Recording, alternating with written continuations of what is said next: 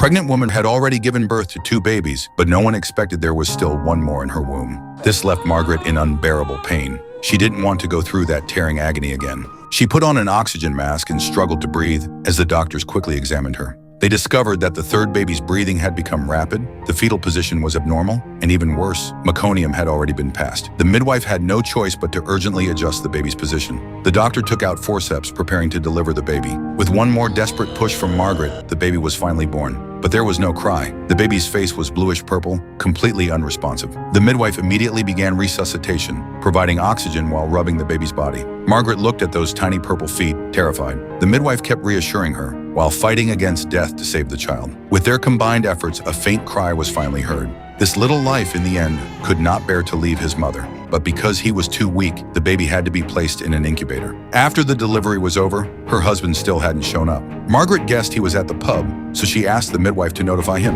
When the midwife told him about the triplets, he was stunned for a moment. How am I supposed to support 5 children? But after hearing how difficult Margaret's labor had been, he couldn't help but feel worried. When he arrived at the hospital, he saw the youngest daughter.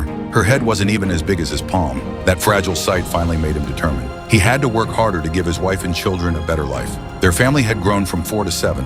Although the pressure was immense, as long as they stayed together, they would find their way to happiness.